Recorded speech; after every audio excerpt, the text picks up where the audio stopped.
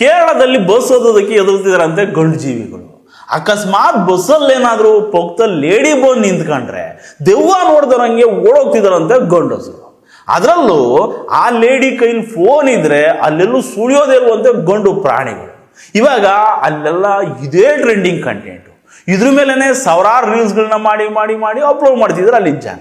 Insta open ಮಾಡಿದ್ರೆ ಬರೀ ಇವೇ ರೀಲ್ಸು.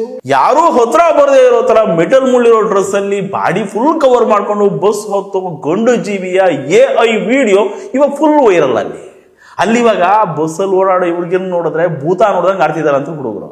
ಇವಾಗ ಏನಾಗಿದೆ ಅಂತಂದ್ರೆ ಕೈಯಲ್ಲಿ ಮೊಬೈಲ್ ಇರೋರೆಲ್ಲ ಕಂಟೆಂಟ್ ಕ್ರಿಯೇಟರ್ಗಳೇ. ಎಲ್ರಿಗೂ ಫೇಮಸ್ ಆಗಬೇಕು ಅನ್ನೋ ಚಟ, ವೈರಲ್ ಆಗಬೇಕು ಅನ್ನೋ ಆಟ. ಹಿಂಗೆ ವೈರಲ್ ಆಗಬೇಕು ಅಂತ ಹೇಳ್ಬಿಟ್ಟು ಮೊನ್ನೆ ಕೇರಳದಲ್ಲಿ ಸಂಜಿತಾ ಮುಸ್ತಾಫಾ ಅನ್ನೋ ಹುಡುಗಿ ಬಸ್ಸಲ್ಲಿ ಹೋಗುವಾಗ ನನ್ನ ಪ್ರೈವೇಟ್ ಪಾರ್ಟನ್ನ ಯಾವನೋ ಒಬ್ಬ ಕಾಮುಕ ಟಚ್ ಮಾಡ್ಬಿಟ್ಟ ನೋಡಿ ಅಂತ ಹೇಳ್ಬಿಟ್ಟು ಒಂದು ವಿಡಿಯೋ ಮಾಡಿ ಬಿಟ್ಬಿಟ್ರು.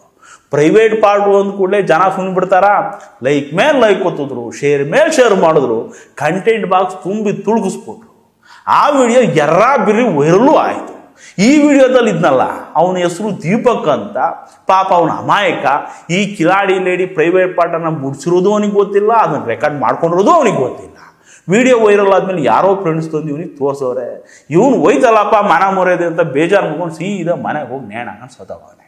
ಈ ವಿಷಯ ಗೊತ್ತಾಗ್ತಿದ್ದಂಗೆ ಆ ಲೇಡಿ ಈ ವಿಡಿಯೋನ ಡಿಲೀಟ್ ಮಾಡ್ಕೊಂಡು ಒಳ್ಳೆಯಾಗಿ ಮನೆ ಸೇರ್ಕೊಂಡ್ಬಿಟ್ಟವಳೆ.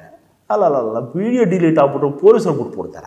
ಹುಡುಕೊಂಡು ಹೋಗೋರೆ, ಹಿಡ್ಕೊಂಡು ಬಂದು ಜೈಲಿಗೆ ಬಿಟ್ಟು ಬಂದವ್ರೆ. ಈ ಲೇಡಿಗೆ ಕಂಟೆಂಟ್ ಬೇಕು ಅಂತ ವಿಡಿಯೋ ವೈರಲ್ ಆಗುತ್ತೆ ಅಂತ ಹಿಂಗೆಲ್ಲ ಮಾಡ್ಬೋದಾ? ಪಾಪ ಇವಳು ತಿಕ್ಕಲಾಟಕ್ಕೆ ಒಬ್ಬ ಅಮಾಯಕನ ಜೀವನ ಹೋಗ್ಬೋದು. ಇವಾಗ ನೋಡಿದ್ರೆ ಕೇರಳ ತುಂಬ ಇದೇ ಕಂಟೆಂಟ್ ಟ್ರೆಂಡ್ ಆಗ್ತಾ ಇದೆ. ಬಸ್ಸಲ್ಲಿ ಓಡಾಡೋ ಲೇಡೀಸ್ ಕಂಡ್ರೆ ಗಾಬರಿಯಾಗೋ ಗಂಡಸರು. ಈ ಬಸ್ಸಲ್ಲಿ ಲೇಡೀಸ್ಗೆ ಅಲೋ ಇಲ್ಲ, ಈ ಬಸ್ಸು ಬರೀ ಗಂಡಸರಿಗೆ ಮಾತ್ರ ಬನ್ನಿ ಬನ್ನಿ ಅಂತ ಕೂಗೋದು, ಅಕ್ಕಪಕ್ಕ ಟಚ್ ಆಗಿ ರೋಡ್ ಕಟ್ಕೊಂಡು ಮಾಡೋದು, ಬರೀ ರೀಲ್ಸ್ ಕೊಡು. ಇವಾಗ ಕೇರಳದ ಇನ್ಸ್ಟಾಪೂರ್ತಿ ಸೆಲ್ಫಿ ಲೇಡಿ ಕಾನ್ಸೆಪ್ಟೇ ಧೂಳೆ ಪೋಸ್ತಿದೆ. ಯಾವಾಗ ಏನು ಹೆಂಗ್ ಟ್ರೆಂಡ್ ಆಗುತ್ತೆ ಅಂತ ದೇವ್ರಿಗೂ ಗೊತ್ತಾಗಲ್ಲ. ಇದು ಭಗವಂತನ ಕಂಟ್ರೋಲು ಮೀರಿ ಹೋಗ್ಬಿಟ್ಟಿದೆ.